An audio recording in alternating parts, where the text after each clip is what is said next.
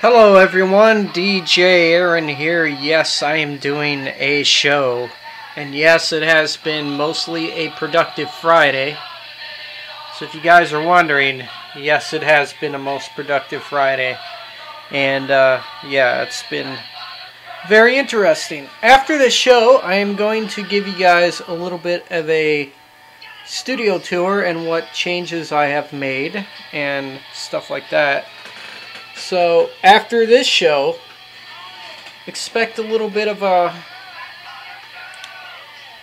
show tour or behind the scenes look of the show. So yeah, it's pretty cool. I got another song ready to go here. Let's see here. Let's do this. There we go. Alright, so anyways, it's been mostly a productive night.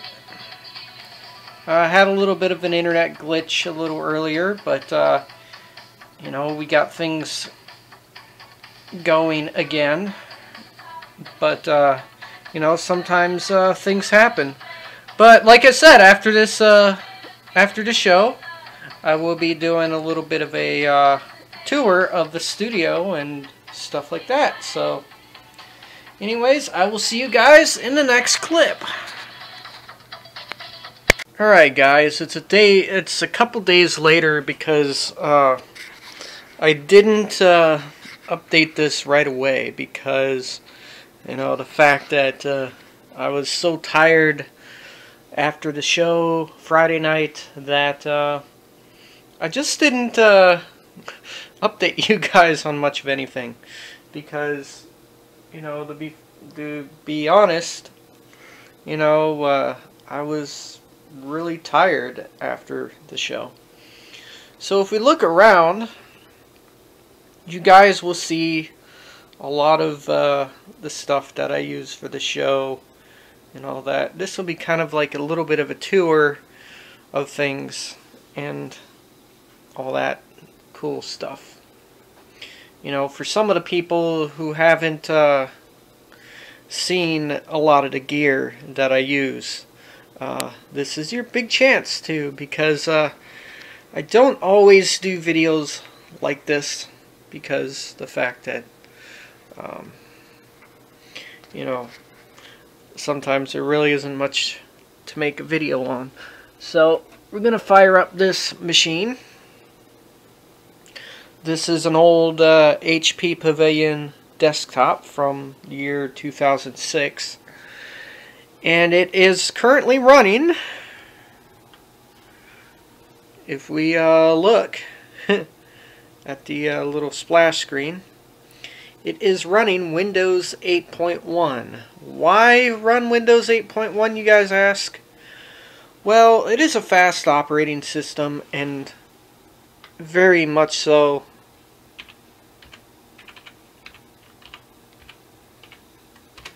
You know, very much so. It can handle 15 frames per second just fine while broadcasting and stuff like that. So Windows 8.1 within itself is a pretty lightweight operating system, just like, you know,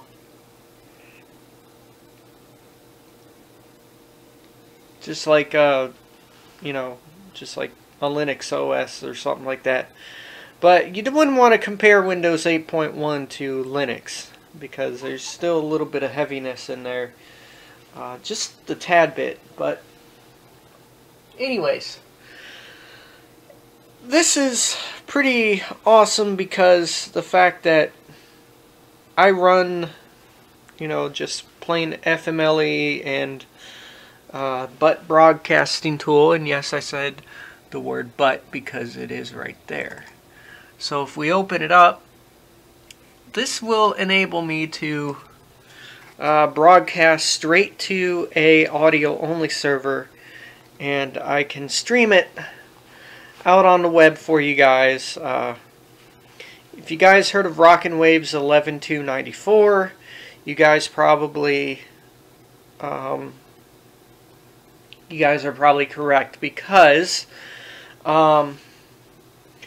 that is also being streamed to the TuneIn app, which is which is what you can get on your cell phone as well. So that is pretty slick and cool there. Now another thing too is I also stream on a website called ivlog.tv. We have FMLE right there in all of its glory. Let me go back to the encode log because we don't want you to see the stream key and stuff. So there it is in all of its glory, and you could actually tell that we'll have a audio signal because if I turn the mixer on and talk into this microphone, you actually see the actual audio level just go like that. So that's how that goes. Alright, besides computers, I use a Toshiba satellite laptop. This is a 2014 model. It is now running Windows 10 Home version. It is a very good let's see, it is a very good operating system, and this is used for music only. Now I have the same background for Windows 10 machine as opposed to the Windows 8.1 machine as well, so that's also good. Now the nice thing I can do with this is I could do the task view. Now, Virtual DJ does work on this version of Windows. I am also running an older version of Virtual DJ, which is Virtual DJ Home 7. That also seems to work. Okay, so we got that. So we do task view again. There's Virtual DJ. We got all that lined up and stuff, so that's pretty cool. So yeah, it's very awesome and sweet, you know. And right over here is we have, you know, we have the CD players. And yes, we have two of them, so I have to turn them both on. And both of them are CD changers, minus the record deck on the bottom one. So we have that. You know, we can throw a CD in to this one. I'm just going to throw a CD into that one. Okay, so we got a CD, and it does work, by the way. Same with this one. I can throw a CD into this one too. Alright. So if we throw a CD into this deck, watch what happens.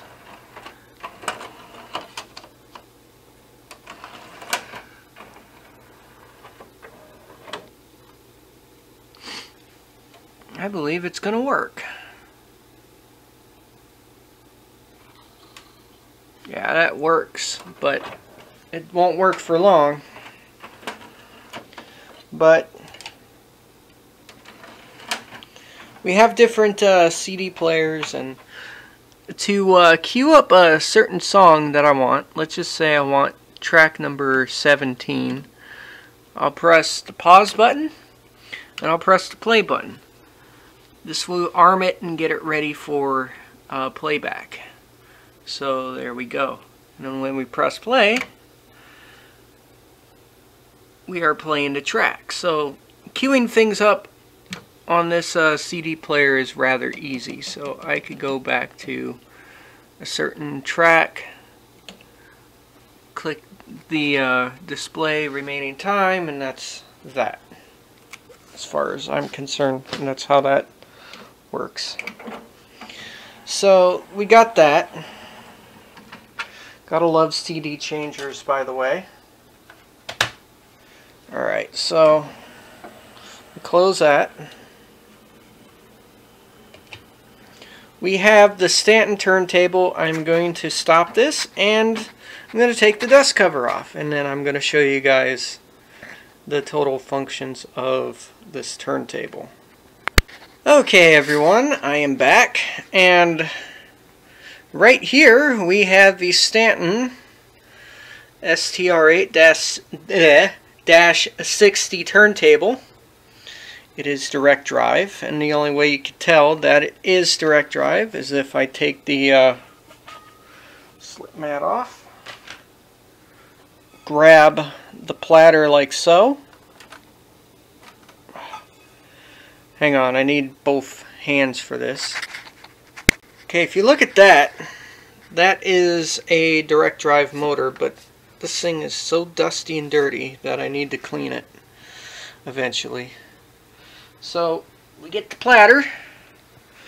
There's the platter with the strobe markings.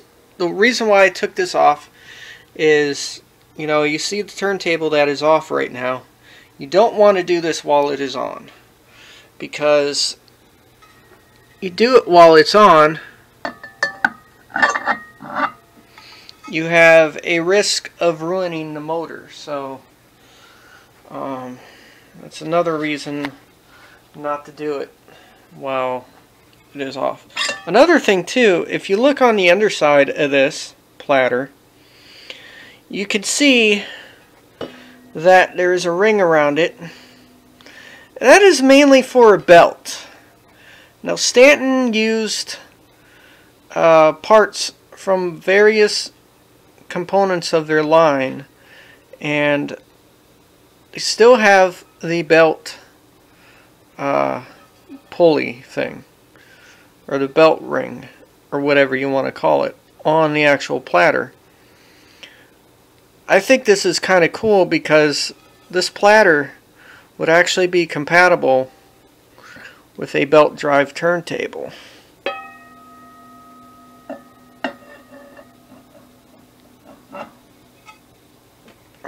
Make sure it's on there all the way. Alright, so we put the slip mat back on, and we can now turn on the turntable, and we can now see that it's working just fine. And the reason why you have to take the platter off while the turntable is off is because if it's on and you try and hit the button, the button or the pole right here would just move back and forth because there wouldn't be any weight or play on the motor. So yeah, you need the platter to kind of weigh that down so it will give it enough torque. Alright, here is some of the functions of this turntable. We have the stroboscope, which works pretty much as follows. If I hit this button, you see that the dots are pretty much dead center. If I move the pitch control, you will notice that the dots will move in a certain direction. So as you can tell, the dots are moving in a certain direction. Now likewise, when I move the pitch control down,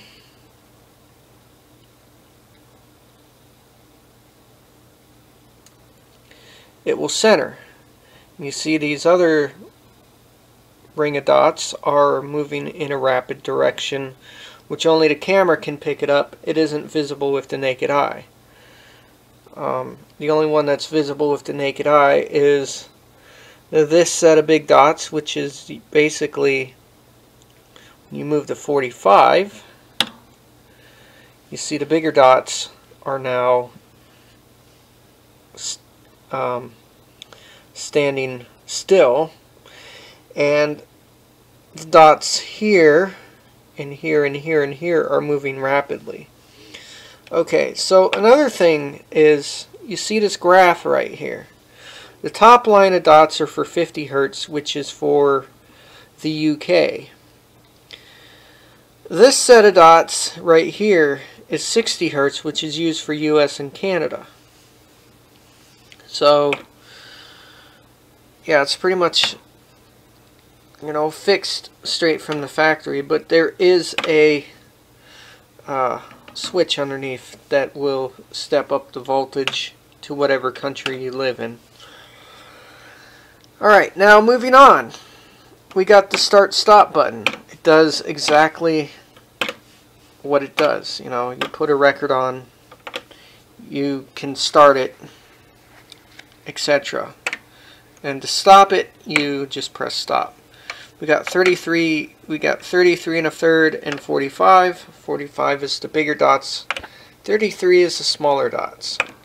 So just remember that. We have the pop-up light, which is good for putting the needle on the record, etc. You know, gotta have a target pop-up light, which actually works pretty good. Right here we have the tone arm in cartridge. Straight shaped tone arm being for kind of accurate tracking. Most people like to use S-shaped tone arms because they give you less inner groove distortion. I believe that it doesn't matter what tone arm you use, you're always going to have a little inner groove distortion. It also depends on how good your record is. Like, this Beatles record is not in the best of shape, or this Beatles 45 is not in the best of shape, but it still works. And the way that this is angled,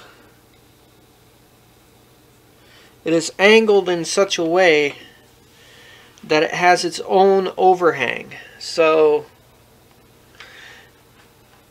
in a way, it's tracking like it's mimicking the S-shaped tone arm. So, for alignment and overhang, for these conical or Concord shapes cartridges, you really don't need to do much with them besides adjust the tracking force, adjust the tracking weight to these. These track at 3 grams, and the cartridge body is only 18.5 grams. So, in a way, you're not going to put much stylus pressure on it, because that force is going to go down. So, when it's on the record, let's just say it's on the record, all that weight goes to the front. So,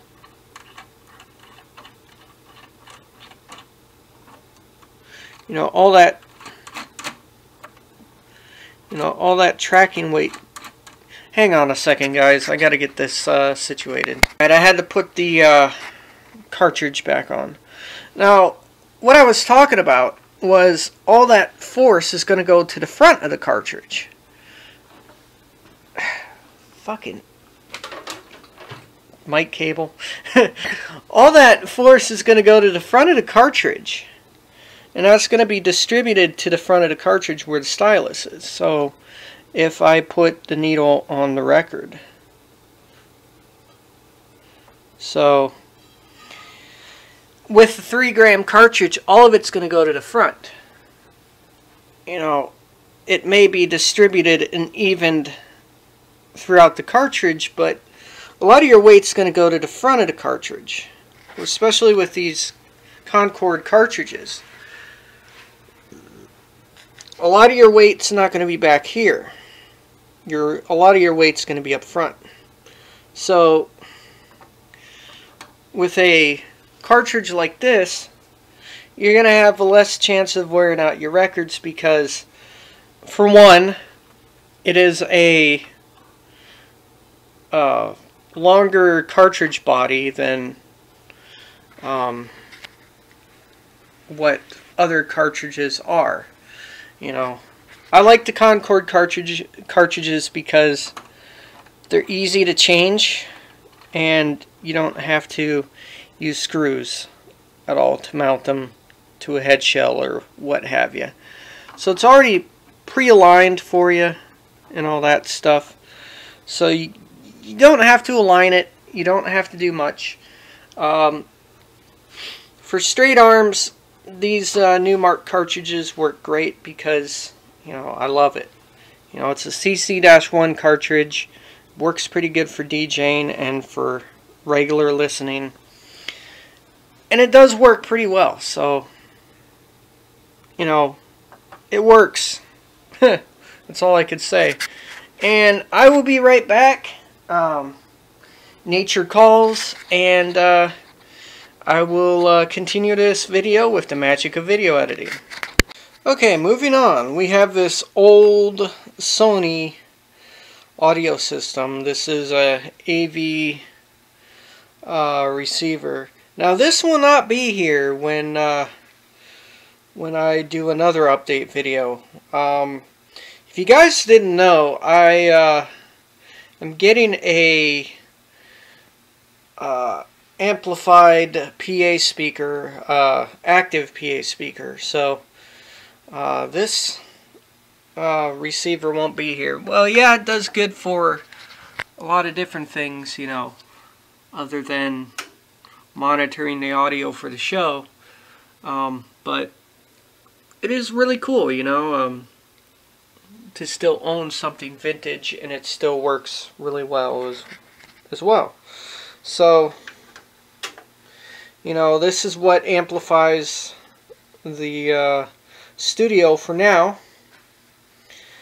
And down here we have some Radio Shack speakers. Now you guys might be thinking, oh, Radio Shack sucks.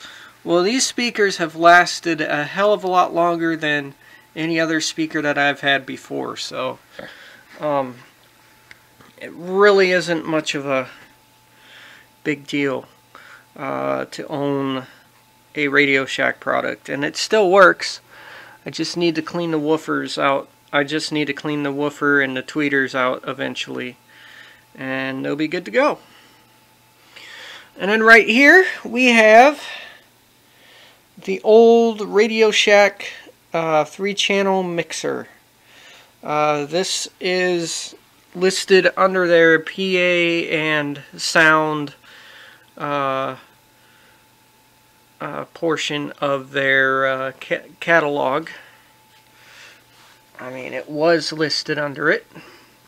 So if you guys can understand that, this was pretty much a premium DJ mixer when it was, you know, a thing, you know, for budget anyways. So we have, you know, pretty much mic, channel 1, channel 2, and channel 3, and then master. Eventually this thing needs to be looked after and cleaned because it's so dusty that I need to kind of clean my products. And oh, looky! Apple iTunes decides it wants to update. I'll say quit, because I'm not updating Apple iTunes on this machine. So, anyways, back to what I was saying. This mixer, believe it or not, has been with me since 2004. Or 2005, depending on how far back I go. The only difference is it does still work. The only difference is the LEDs for the faders do not work. If you guys look back at one of my older videos, me and my cousin Todd thought it would be nice to fix it. But what happened was, as we were fixing it, I think we blew a transistor, so that feeds the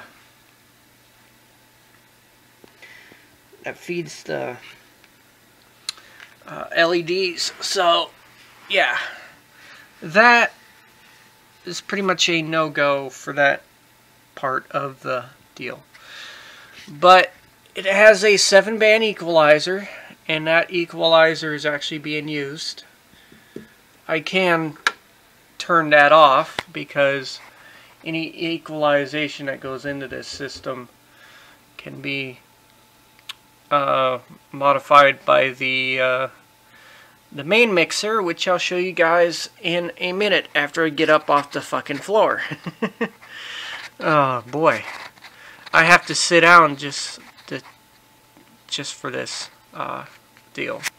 And another thing about the speakers is, since I'm getting an amplified speaker, one of these passive speakers can actually be used on that amplified speaker, since these are 160 watt RMS peak.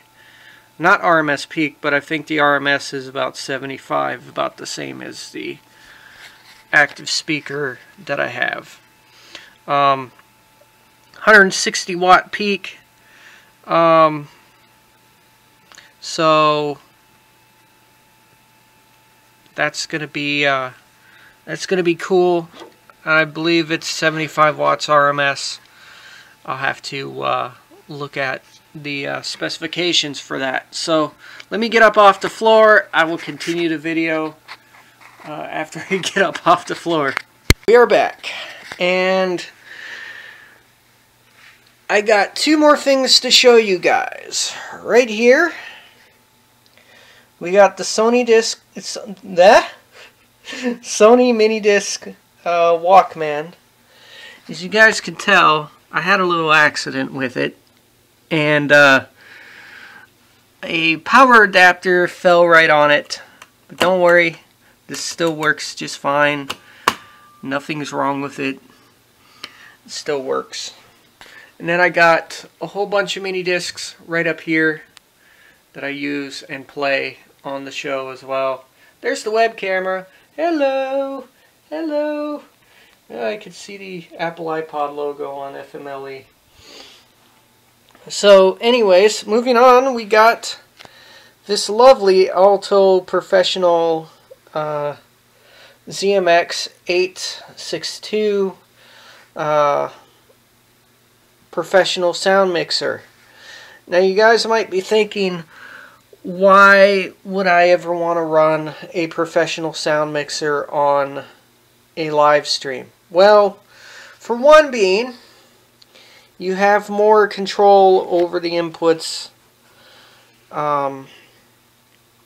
that you're using, opposed to a mixer kind of like this one, where it's just a line level fader, and you know, you're able to move the fader up and down, etc. This enables me to make it sound more professional, instead of having it EQ'd to the point to where it isn't professional. But with this, it's a lot more professional than what I'm normally running. You know, when I first started out with the show, or when I first started out with different sound mixers, I had to start out with something, so I started out with this. You know, audio mixers, you know, as small as this guy was enough to get me by for a year or two.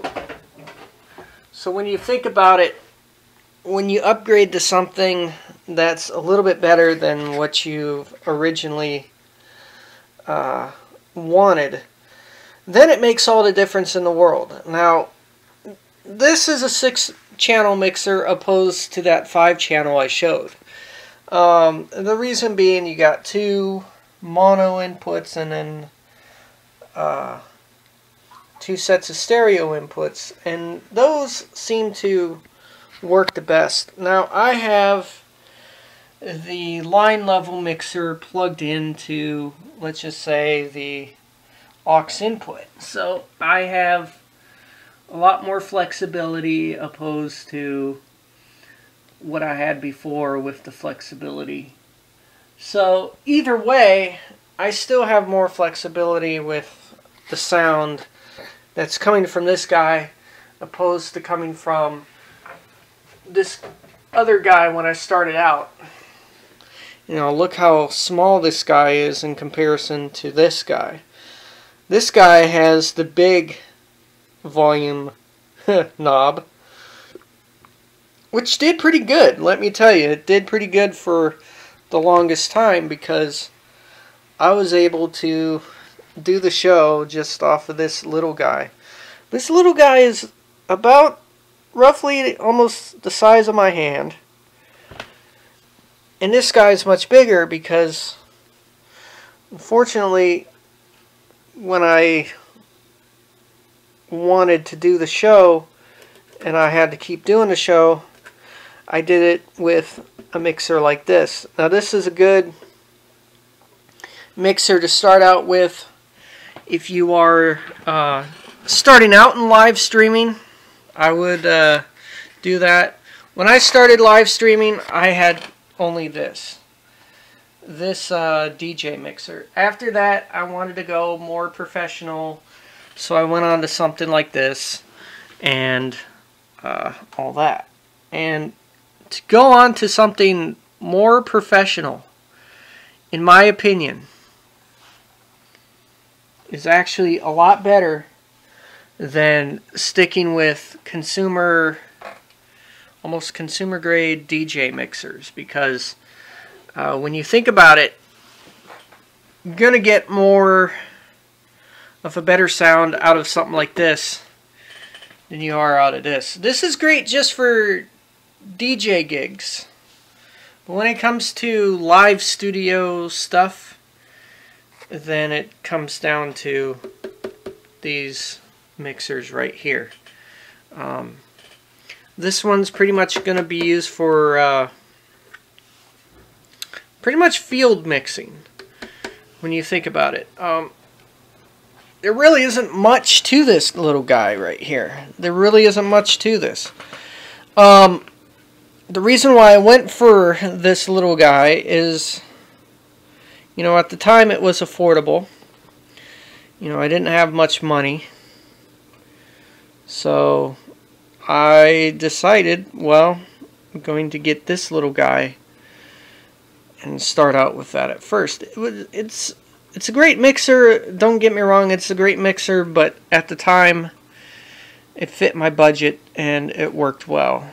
And the nice benefit about these mixers is they have an actual power switch, which is a nice easy benefit when you're, you know, let's just say, oh, I accidentally left my mixer on.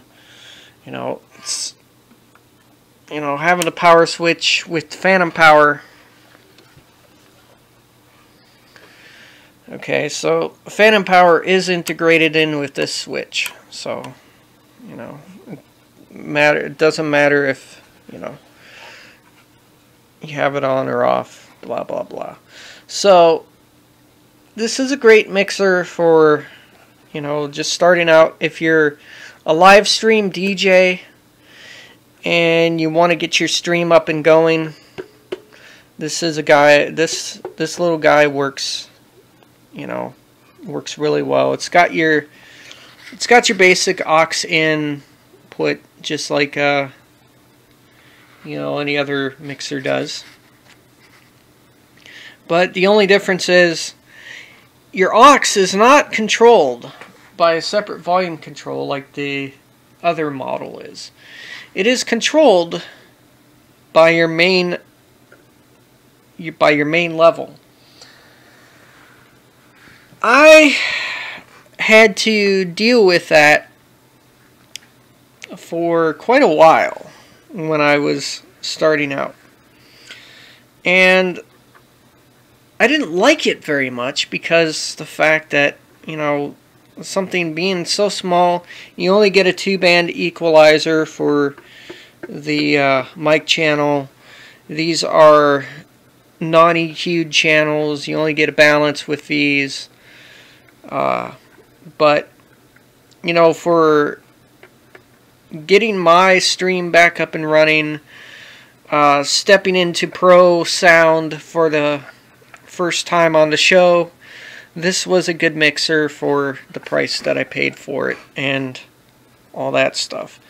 I'm sticking with the actual brand of I'm sticking with the actual brand that, makes these mixers, because they're pretty good mixers. I've never had a single problem with them. I've never had one wear out. I never had any of that. They're just all out good mixers. Alto Professional is a good company, especially on a budget. If you're on a budget to get live sound, I would recommend starting out with something like this. At least you can expand on later if you really wanted to. I definitely would choose this mixer over any other brand because, for one, if you get a step up, you pretty much get one with added effects, etc. So that's also good. Now, what I got right here is the step up from that 5-channel. This is an Alto Professional ZMX, like I just said, the ZMX 862. The only difference with this one is it is a 6-channel mixer opposed to that 5-channel that I showed you. It has a 3-band EQ on each channel, including the line channels. The only one that it doesn't have an EQ on is the aux in. So you get EQs on all channels except for the aux in. Right here you got your aux send, which you can patch into whatever you want later, like Skype or what have you. You can patch in monitor sends for Skype, etc. You got all your levels right here from channel 1, 2, 3, 4, 3 and 4, and 5 and 6. And you have your main volume that controls your main. I fiddle with this sometimes during the show, and I have to admit that sometimes that, once you start fiddling with things, it's hard to keep your fingers off of it because you constantly have to ride the levels all night long, and that just sounds so dirty and wrong. But riding the levels, guys will see in a moment once I bring the volume up to this. You'll see that it's hitting the yellow, so I'm going to bring that down. I'm going to bring that down a little bit, down to 0. But on a Friday night when I'm doing my show, I'll sometimes fiddle with the levels to make sure they don't clip, because don't forget that I'm recording the show in Butt Broadcasting Tool, and I want to make sure that I stay in the 0 range the whole entire time I'm doing that. If I get anywhere near the yellow down here, I still have enough headroom up here, except for now it's tapping in the yellow. So I have to bring that down to compromise for what I'm doing. So writing the levels is very, very, should I say, constructive, because at the same time, you're trying to minimize that headroom from clashing into the red. You know, you don't want to run out of headroom for a certain channel. Like this 45 is a pretty hot recorded 45, so it isn't going to be, you know, exact. But, you know, I find myself doing that sometimes with the actual line inputs, the microphone, etc., because I don't want to overclip the audio. You know, it's very interesting because if I overclip the audio, it's going to make a bad listening experience for people on Rockin' Waves and also my video stream when I do it. You don't want to have, you know, audio going all over the place. That's just totally wrong. But, you know, also, if you reduce the gain control right here, you know, every channel has its own volume, pre-volume control, opposed to what's coming out through the stream, etc. This is your pre-volume. This is your pre-channel volume. So what's going into here will eventually come out to here, and you want to reduce that a little bit. Now, I will reduce it as I hear it in the headphones. So when I reduce it, I'm trying to create a good mix for everybody else. So reducing the volume level in the stream a little bit can actually help a little bit, and I'll demonstrate that.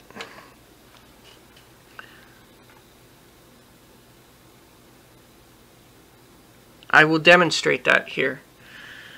So we have a CD running. Well, this is coming off the aux input, but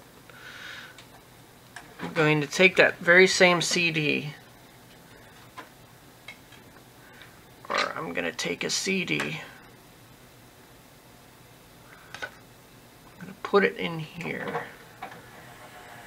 Sorry for the long video, guys, but you know.